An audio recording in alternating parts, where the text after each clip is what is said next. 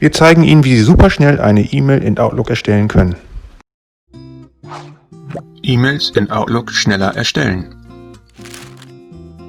Outlook bietet zahlreiche kleine Tastaturbefehle und Techniken, um neue Elemente schneller anzulegen.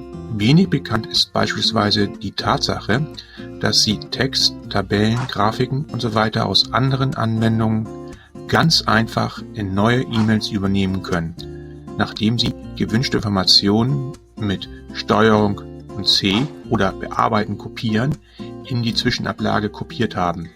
Wechseln Sie einfach in den Posteingang und drücken Sie Steuerung V.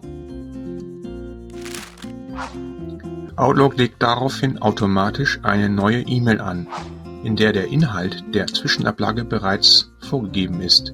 Auf Wunsch geht es auch ganz ohne die Tastatur, nur mit der Maus. Erstens markieren Sie beispielsweise in Word, Excel, im Browser usw. die Informationen, die Sie per Mail verschicken möchten.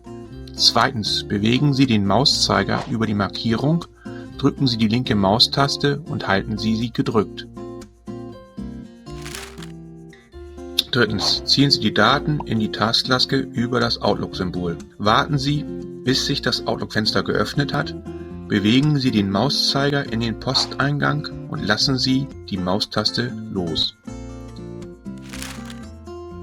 Noch einfacher funktioniert es übrigens innerhalb von Outlook, wenn Sie den Ausschnitt aus einer Mail verschicken möchten. Markieren Sie den entsprechenden Text einfach direkt im Vorschaufenster und ziehen Sie ihn bei gedrückter linker Maustaste in den Posteingang. Sobald Sie die Maustaste loslassen, wird die neue Mail mit dem markierten Text angelegt. Wie erstellen Sie Ihre Nachrichten optimiert? Schreiben Sie uns einfach mal einen Kommentar dazu.